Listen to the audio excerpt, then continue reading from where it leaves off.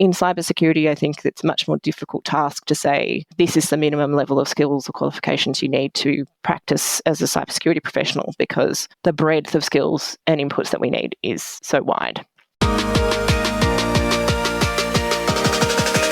This is KBcast. Are they completely cyber As a primary target for ransomware campaigns, is security and testing and performance and scalability. Risk and compliance. We can actually automate that. Take that data and use it. Joining me today is Annie Haggar, Principal from cyberGC, and today we're discussing the complexity of the legal environment. So Annie, thanks for joining and welcome. Thanks for having me, Carissa. It's really great to be on. So I really want to start with a little bit of a lay of the land. What is happening in the legal world? I am not a lawyer, but you're sort of bringing this intersection between the cyber world and the legal world, so I'm keen to know more. That's right. I specialise in cybersecurity law in Australia, but also globally. And when you say what's happening in the legal world, Carissa, that is a big question, because the legal world is complex, as everybody knows. That's why we still have lawyers. We need people to help decipher it. So there's a couple of big areas in the legal world that, as they change and shift, it impacts on what the law is in Australia. So those big areas are legislation and regulation, what's happening in the courts, what's happening with regulators, and also what's just happening in the market, in the commercial world, because that actually also does impact on what's happening in the legal space. We might talk about some of the changes that are happening in each of those sections, because there's some big things happening across the board. On the legislation and regulation side, there's been a lot of things happening over the last few years, and they will continue to change, because regulation really never is set in stone. It has to continue to evolve as the world around us changes. I think of regulation and legislation a bit like a jigsaw puzzle. But helpfully, it's one of those jigsaw puzzles where you've lost the box in the picture and where you're not sure if you have all the pieces.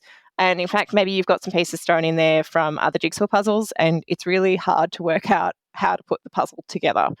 So that's because in Australia, we've got numerous pieces of legislation that impact on the world of cybersecurity. The biggest one is probably the Privacy Act, and that is currently undergoing a review that was started in 2019. There was a major report issued in February this year, and that contained 116 proposals for the reform of the Privacy Act. But it also said, hey, we actually have more review we need to do, because there's some areas of this we still haven't got to the bottom of. So the process of actually finishing that review will involve public submissions, further investigation, and then a whole process to go through the drafting of the changes to the law. So we won't likely see the next iteration of the Privacy Act come through until about 2024. But note that actually the Privacy Act, which was brought in for the first time in 1988, has actually been impacted 93 times by changes. So this is not going to be the final change. It's going to continue to evolve. So that's the Privacy Act, and that includes all of the notifiable breaches legislation, which is where you have a breach that involves data covered by the Privacy Act. What do you have to do in terms of notifying the Office of the Australian Information Commissioner? So that's the Privacy Act. Then we've got the Security of Critical Infrastructure, or the SOCI Act, which was passed in 2018 and has actually had two major amendments since, to introduce the mandatory incident reporting, the mandatory critical infrastructure risk management plan and adoption requirements, and mandatory board reporting. And it also now has expanded across to over 11 sectors of our community, who now need to get across legal obligations in there that include reporting timeframes, risk management processes, etc. Then we've got the Telecommunications Act and the Telecommunication and Interception and Access Act, which was also updated recently, and that involves how those telecommunication functions have to operate, who can intercept communications, who has the power to do that, who's prohibited from doing it, etc. Then on top of that jigsaw puzzle, we've got the Crimes Act, the Criminal Code Act, the Surveillance Devices and the Cybercrime Act, and also other pieces of criminal legislation across each of the different states. We've got the Corporations Act, which involves how companies have to operate and the responsibilities of directors.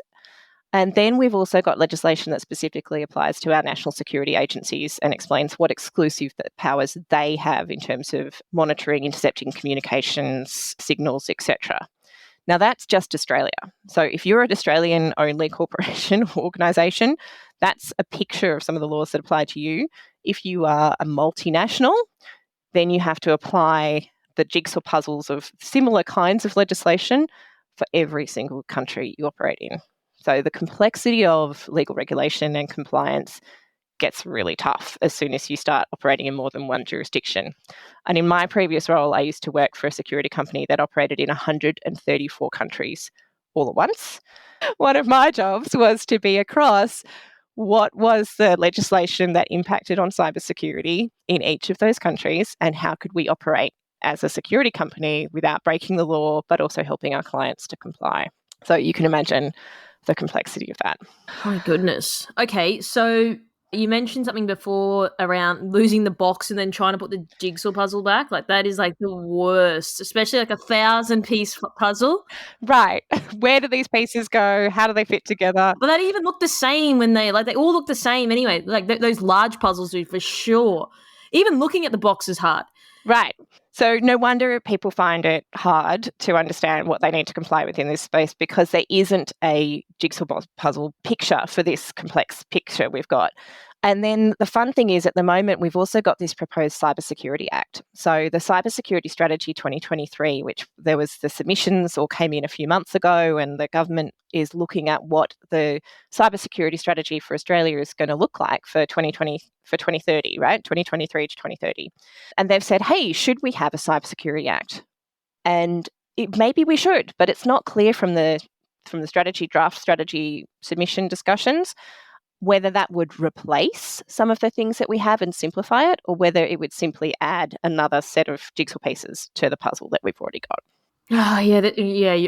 Okay, there's a couple of questions here that I really want to get into before we progress. You are right. There's a lot of stuff going on, wrapping your head around it, especially when you get into like legal terms. Obviously I've got contract and stuff for my own company, and it's like, drafting them with my contractual lawyer is like, yeah, but what does that mean in like normal people speak? So you're obviously a lawyer, you get it a bit more, but for the average person like myself, and if I was in a position where it's like, oh, I've got all these legislations I've got to adhere to, especially if I'm a cybersecurity company, there's a lot going on. But you mentioned before, like, we don't really have a picture with how all these things work. Why don't we have a picture? Why wouldn't we, to make it easier for people to get?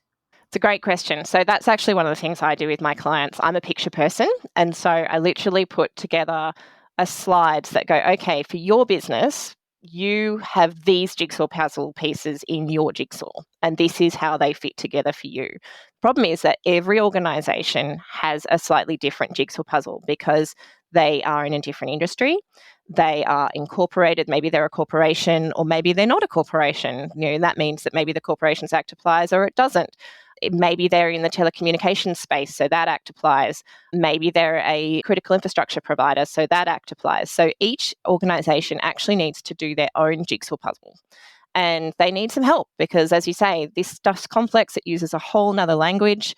And so you can get help to draw your own puzzle for your jigsaw puzzle and to help understand how those pieces fit together for your business so that you know what you have to do. So would you say any as well? So I was speaking to a CIO of a utilities company, which we met SOCI Act. Oh, this is probably around towards the end of last year.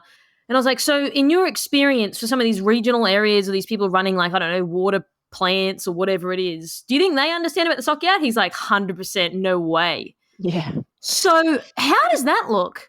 Well, it's really tough because they've got their head down just trying to keep the water running and clean and meet their day-to-day operations. And their teams, if they've got an in-house legal team, are excellent at what they need to do to keep the lights on or the water flowing every day in this case.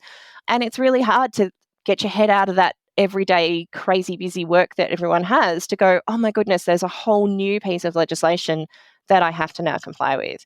And the government does try to give industry time to catch up, right? So the SOCI Act came in, it said you're going to have to do this by this date. It gives you time to understand, get advice, do the preparatory work.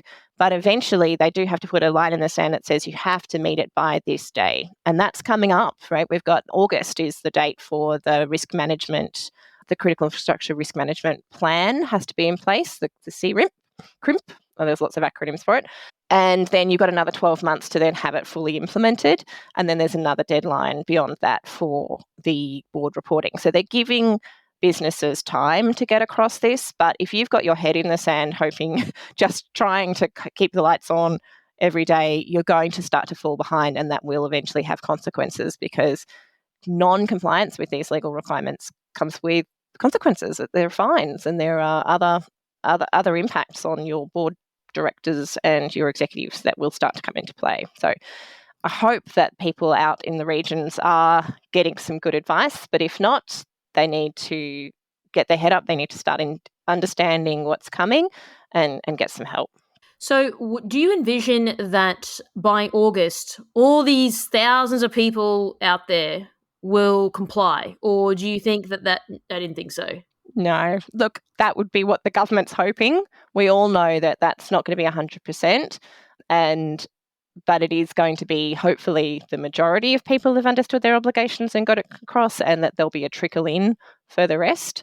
But compliance does take time. But unfortunately, the government will start to run out of patience, particularly for ones that are critical infrastructure, where if they go down because of a cyber attack, it has serious consequences. Coming back to the water company example, if you think about the Florida water breach a couple of years ago in the US, they had an attack where the threat actor had got in and was changing the chemical balance in the water, could have poisoned and made hundreds of thousands of people very, very sick. Thankfully, it was caught, but there's serious consequences for cyber attacks on our critical infrastructure that can mean life and death. So whilst you do have to, it is tough to do this compliance, it's there for a really good reason. And so you have to get across it. I don't expect 100% will be compliant by the August date, but they're going to need to start doing it, because the consequences, if they do suffer a breach, will not only be the hideousness that is a breach, and anyone who's been through that knows it's awful, but the long tail of that will then include even more serious penalties, because they will discover in the breach wrap-up that you weren't complying with the minimum requirements. And so you will then not only have the costs of the breach, but you'll have the fines and other penalties that will follow. Yeah, look, totally understand, especially critical infrastructure. Like, it's one thing losing money from a bank. It's another thing people dying because they're drinking contaminated water. So I think I do understand what you're saying. The other thing, from my understanding as well, and you probably know better than me, what I've been told from other people in the industry is like some of these SOCI acts, like it's still pretty broad though. If I focus on like space technology, like it's still very broad strokes. So how do people make sense of something that is quite high level and then to try to be in inverted sort of commas compliant?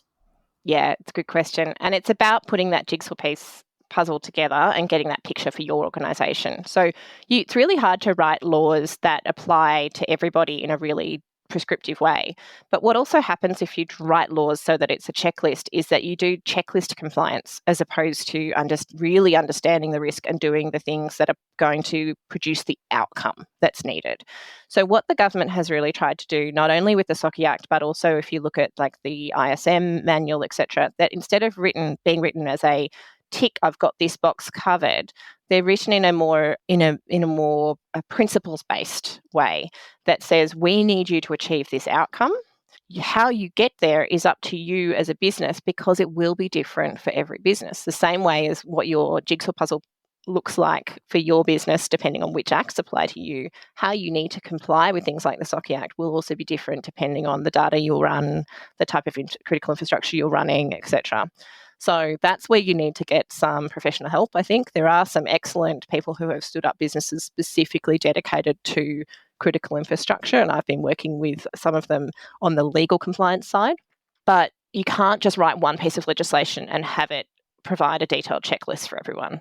It just doesn't work that way. So every industry covered by that legislation is going to have a different flavour. So it's a good idea to not just look at the SOCI Act, but then to go to your industry areas and see whether they've produced guidance. Has the water industry regulatory bodies produced additional guidance on what that would look like? SOCI Act for water providers, SOCI Act for food and grocery providers, SOCI Act for space, right?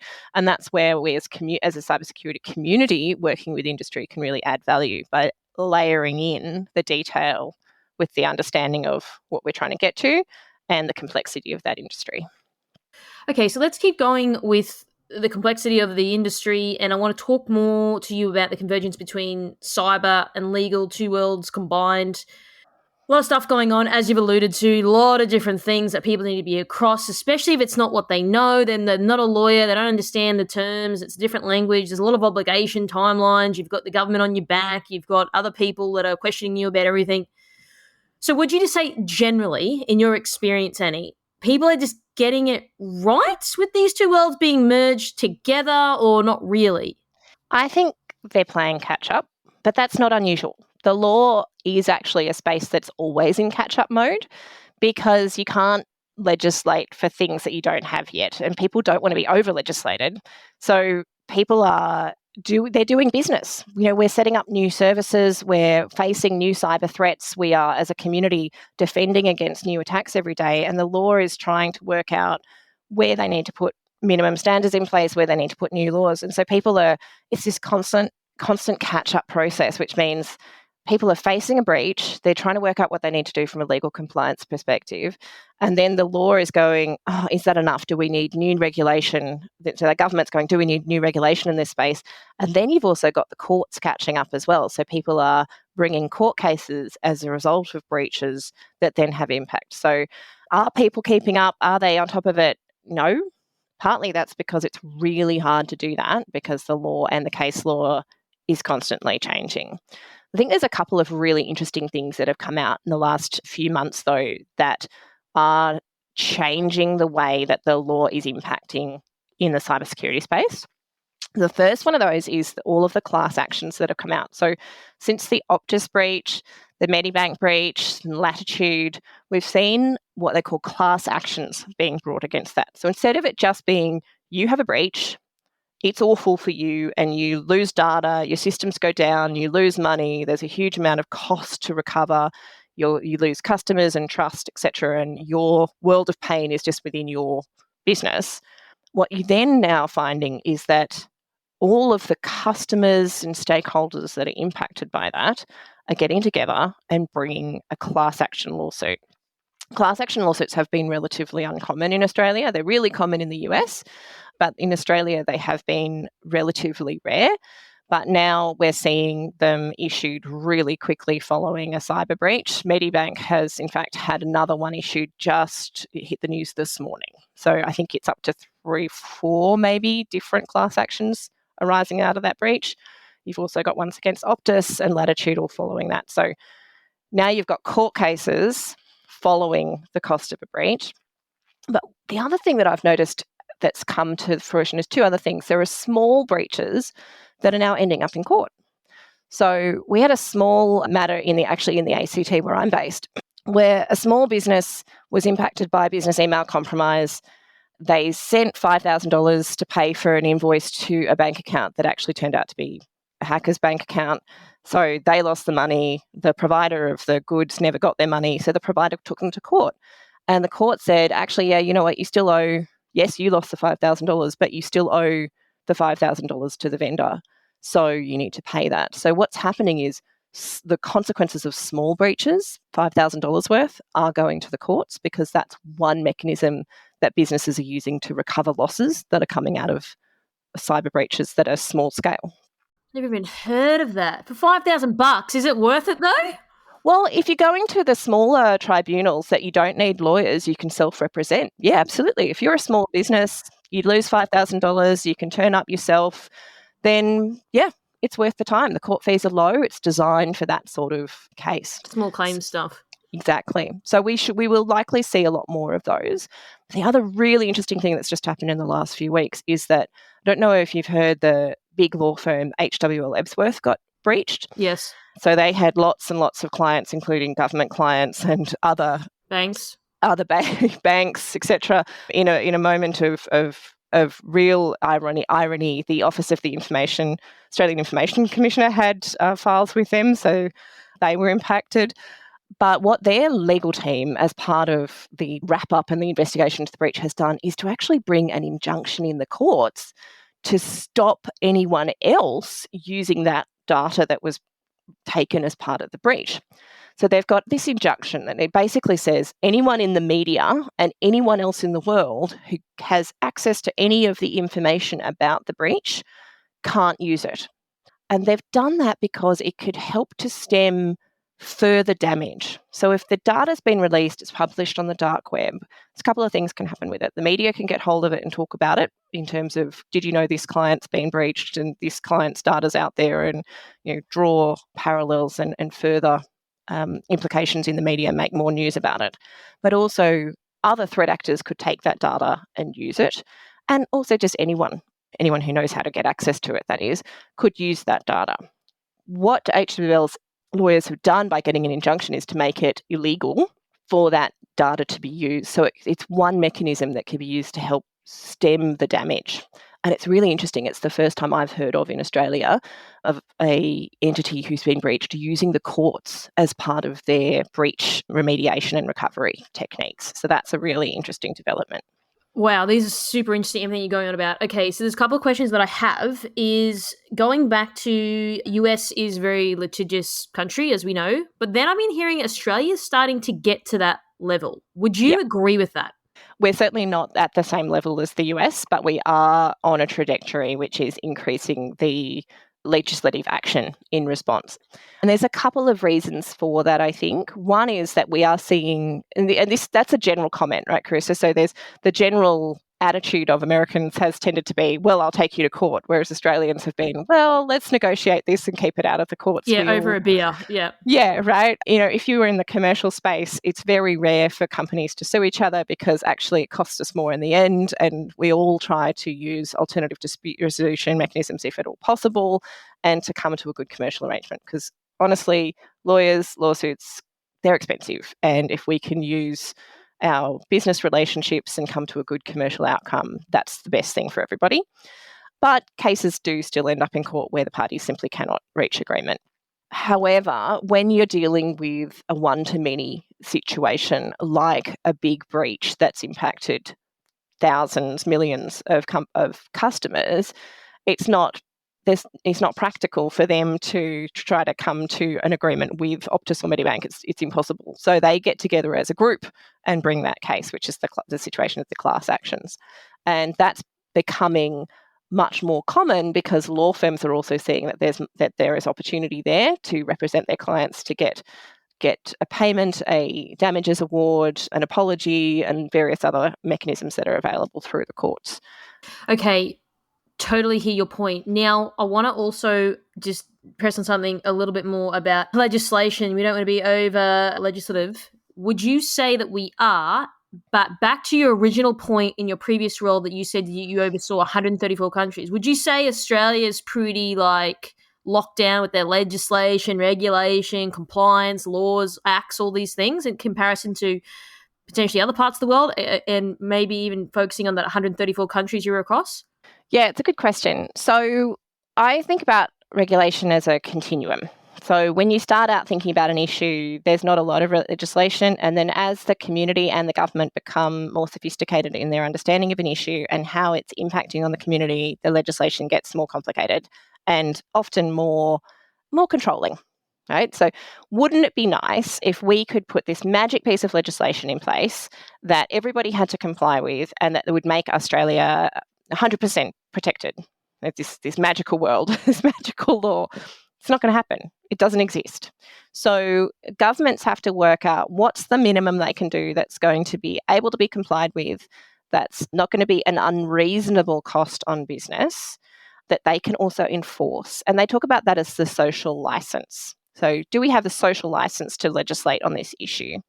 And how far does that social license go? So the government has been making these changes over time to the Privacy Act, to the SOCI Act, etc., over time to increase those requirements. So coming to your question about how does this compare with the rest of the world? The rest of the world is also on this journey. So some countries or regions are much more sophisticated than others, and that tends to be the countries that are quite mature. So the US is quite mature in this space, but hopefully they have 50 plus states, with each of them has their own laws. So they have federal laws, but they also have state by state laws, which If you can take that 134 countries and then add another 50 stacks of jigsaw puzzles on that because of the individual states. And of course, the ACT is, as Australia's got multiple states as well. So where you've got countries that have multiple jurisdictions within them, you layer in even more complexity. But then you've got developing countries that are also looking at these issues, but trying to work out where they want to sit. Do they model laws from somewhere else, which might make it easier for companies to comply with? Because if you can model laws, say, and I'm just going to use this as an example, say New Zealand looks at Australia and goes, hey, you know what, we want to be able to have a good, solid security industry that knows how, and we want to have business that understands how to comply, and we do a lot of business together, so it makes a lot of sense for New Zealand's laws to mirror Australia's because we have similar needs, similar risk profiles. They might take a similar path. But a country that has a completely different set of industry, a completely different set of social requirements, might need to have entirely different laws that in some respects are more restrictive, but in some respects are more relaxed. So some countries, just as an example, have gone down the path of requiring people providing security services to have a license to do so. We don't have that in Australia. You don't have to be licensed. Our cybersecurity professionals aren't regulated, not like lawyers. Lawyers have to have a license to be a lawyer, essentially. We have to renew that every year. So it's a regulated profession. The cybersecurity profession in Australia is not a regulated profession. In some countries, they have brought that requirement in. And actually what that does is really interesting. On the positive side, for those countries, they know that people providing cybersecurity services in their country meet minimum levels of qualification and sophistication, and that they know they're getting a minimum level, which is great. What it also does is discourage companies from coming and setting up operations in those countries because they have to then comply with this licensing regime that often has lots of penalties and cost. If you're a smaller nation and you want to attract world-class cybersecurity professionals to come and help your community, your business and your individual community, then putting barriers to entry in place like that can actually do the opposite. It can, discourage people from setting up business there. And that was something that my old company that I worked for used to look at. We'd go, okay, we're not actually going to provide cybersecurity services in this country because we need a license and the license requirements are too hard. So we won't do it here. And we did used to look at that. So the question about, are we over-regulated? Other countries are in different places in this journey, and they've chosen to go on that path for different reasons, and it then has different impacts. But I don't think we're at the over-regulated stage. I think we're actually at a pretty good balance for the level of maturity of our country and our business, for where we need cybersecurity professionals and businesses to be operating. And we're going to need to see the legislation and the community adapt as we face new challenges. But I actually don't think the balance is too bad, considering where we want to get to, which is off the top of the list of being the most attacked country in the world. That's where we are. It's not a great place to be. So we obviously need to do something. And I think the regulatory balance that we've got and that we're working towards with the increased SOCI requirements, etc., that will help to trickle down and bring our security levels up as a country overall. So do you envision, Annie, with the whole 2030 being the most secure country in the world, do you envision that Australia may bring in regulation similar to being a lawyer, that you have to have a license? It's one of the things that has been discussed. And as I said in the previous bit, it has benefits and it has drawbacks. And one of the things that the industry has been talking about is, well, what are the drawbacks? Because when you produce a barrier to entry, it does mean that it's harder for people to do it, but you do get the benefit of quality and assurance about the levels of qualifications once you're there, but you also then have to regulate it. So, naughty lawyers, naughty accountants, etc., are disciplined and they're struck off. So whenever you put a requirement in place, you then have to also put in place the bodies to monitor and to control it. But one of the things that's been raised as a concern is we have a huge skills gap in the cybersecurity space as it is, and we also have a lack of diversity. We don't have enough women. We don't have enough people from diverse backgrounds of all kinds in the cybersecurity professional space. And the concern with adding in barriers to entry, making us meet certain minimum education qualifications, meet annual professional regulation requirements, is that could further discourage the diversity that we want in the workforce. I also think it's dangerous because I don't have any certificates in cybersecurity. I've been working in this space for a decade, but I don't have a certificate in this or a qualification in that. I'm a lawyer. So you have to be really careful about what is it that's going to be regulated and what is that going to exclude. Because cybersecurity isn't just about the technical side either. It's about the people, the processes, the laws, and the overall risk management and education. So it's not as simple as saying if you have X qualification or equivalent, you can be a cybersecurity registered professional, because we need such a diverse range of skills to really fight the cybersecurity battles that were ahead of us. And so whilst you can say to be a lawyer, you need a law degree, you need to meet these things, that's relatively simple. But then once you're a lawyer, you can be all sorts of different types of lawyers. In cybersecurity, I think it's a much more difficult task to say, this is the minimum level of skills or qualifications you need to practice as a cybersecurity professional, because the breadth of skills and inputs that we need is so wide.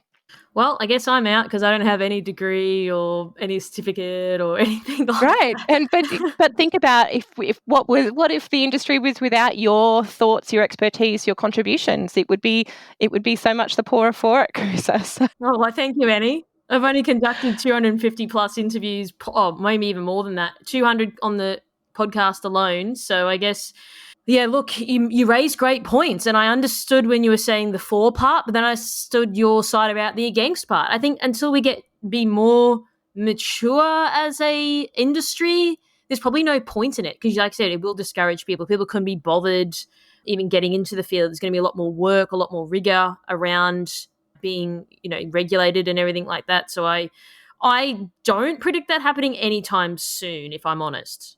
No, and it's actually been interesting. I've seen a few of the big cybersecurity bodies actually make statements about withdrawing their support for a regulation of the profession for those reasons, that they want to encourage people to enter into this space, not put up barriers, and to encourage diversity, and to encourage diversity not just of gender and sexuality and background, but also of skills.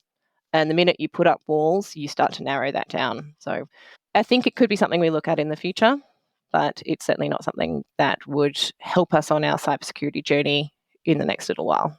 So how do we get on top of everything? Going back to your jigsaw analogy, how do we start forming the edge of the puzzle? I'm assuming is that the right way to do a puzzle? You do the edge first and you start filling in the middle?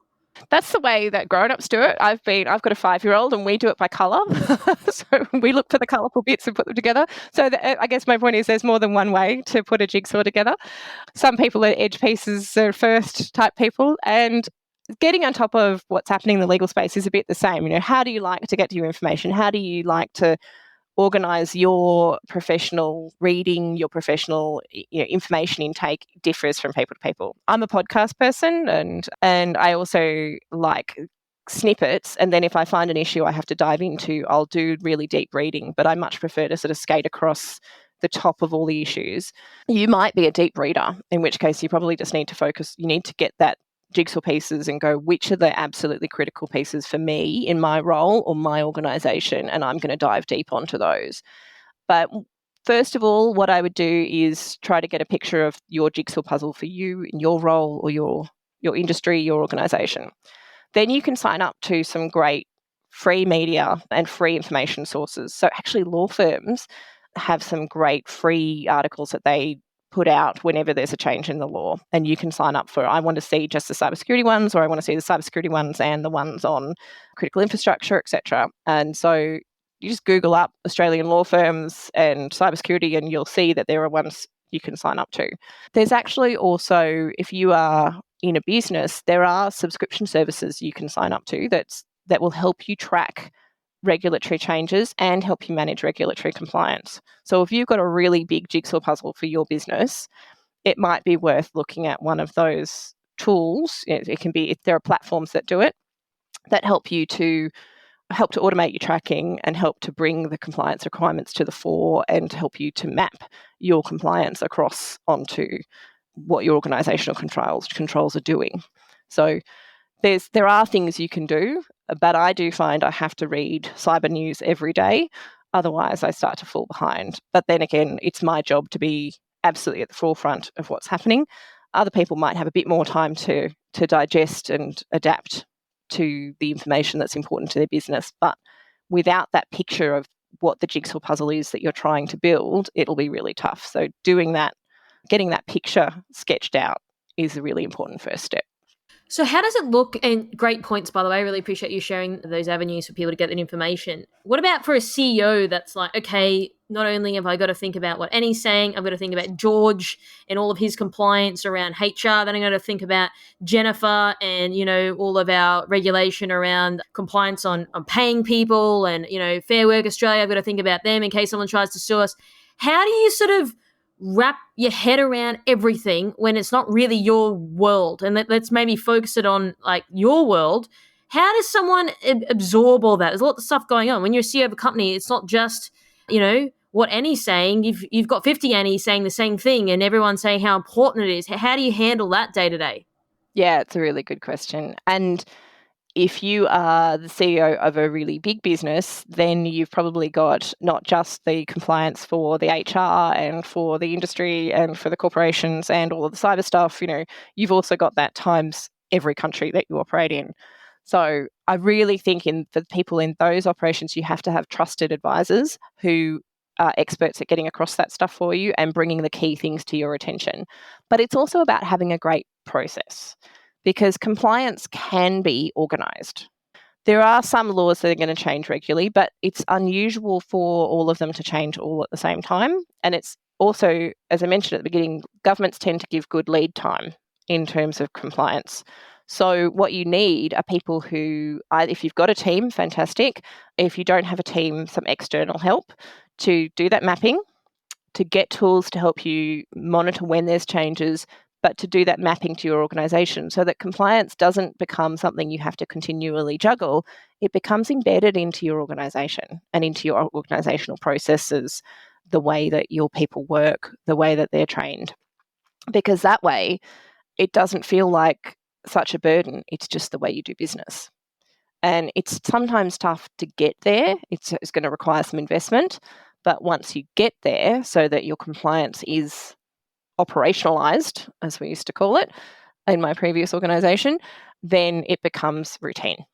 And you only need to worry when pieces of the jigsaw puzzle change, but they're only likely to change one or two pieces at a time, rather than when my 3-year-old comes along and throws my jigsaw puzzle on the ground and they all get muddled up together. That's a bit of a disaster. That's unlikely to happen to you if you have already mapped out most of it and you've got those pieces bedded down. Only one or two pieces will be moving at any one time. Sorry, Annie, operationalized compliance is once you've worked it all out, it's all like a well-oiled machine and you're just humming along. Is that what you mean by operationalized? That's right. Yeah, so it's embedded in your process. You go, the law says I have to do this. Within these timeframes, by these dates, I have to issue these reports. So you take that legal requirement and you embed that into the operations of your business, whether that's the operations that your finance team have to do, whether it's embedded into your HR processes, your payroll processes to make sure you're keeping up with changes to the payroll obligations, etc. You embed those compliance obligations into your operational processes, and then it becomes just day-to-day work. And there's actually an interesting thing you can do. One of the big things around compliance in the cybersecurity space is that if you have a cybersecurity breach or a data breach, there's like 5 or 6 different timeframes and organisations you have to tell. Otherwise, and if you don't tell them in the right order within the right timeframes, you're going to get hit with fines as well as all the nightmare. So if your incident response plan doesn't include your lawyers and doesn't include a really great map of who you have to call first, you're going to get into trouble. So there was actually an article that came out from ASIC and some research done earlier this year that said there'd been 36 major reported breaches by ASX-listed companies in Australia in the last 10 years. Now, I'm going to put aside the fact that that seems like a very low number, but of those 36, only 11 of them had actually met their obligations in terms of telling ASIC that they had had a breach within the right timeframes. For the others, they had all told other people, including the media, that they'd had a breach, and the shareholders and stakeholders in ASIC found out about the breaches via the media over their morning coffee. And so they were immediately in breach of their obligations.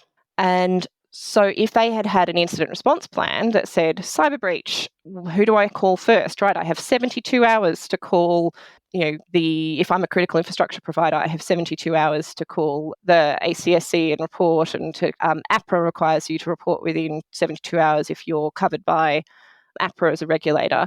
You also have to tell ASIC before you tell anyone else. And a lot of people don't know that.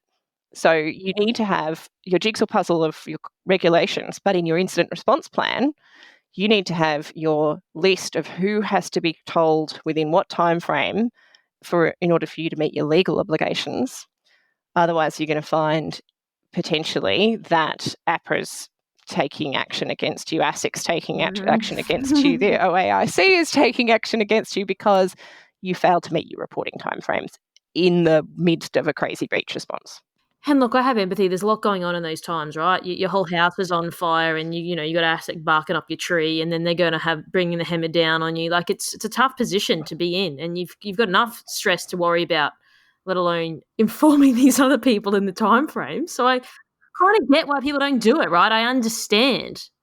I completely empathise with them, and you go, gosh, in the middle of working out who's in our system, what they've got, who's impacted, I suddenly now need to remember to call this regulator that I mostly avoid talking to, and what do I even say to them?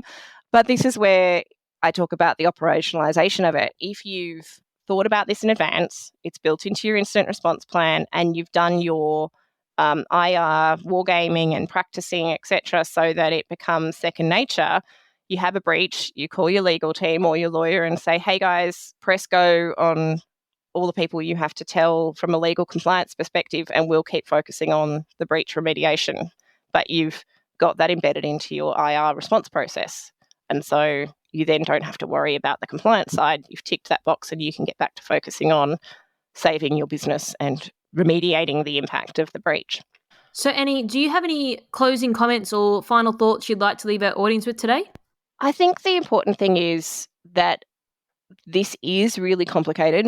It's a big jigsaw puzzle. It might be multiple jigsaw puzzles, but you can put it together. The pieces do fit together when you know what your picture needs to look like. So don't stick your head in the sand and think it's all too hard. That's just going to make it worse at the end of the day. Best case scenario, you don't have a breach, but we all know that it's highly likely, if not just guaranteed, that you will be impacted by a breach at some point soon, if you haven't already. So in that case, if you don't get on top of your compliance and you don't get it into the operations of your business so that it becomes second nature, when you do have that breach, not only are you going to have the consequences of the damage to your business, the loss of money, the loss of data, but you're then going to find it's followed up by investigations, lawsuits, fines.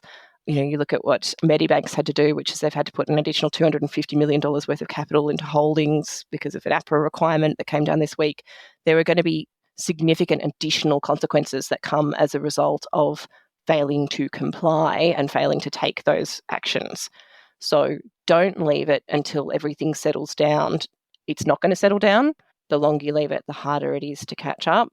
So get started, get some help in working out what that picture of your jigsaw puzzle looks like for your business, because then you know which pieces go in this puzzle and which pieces you can put away because they don't apply to you, and you can focus on the key requirements for your business, what you actually have to do, by when, and you can start to break it down and actually get the work done and get help with that work if you need it.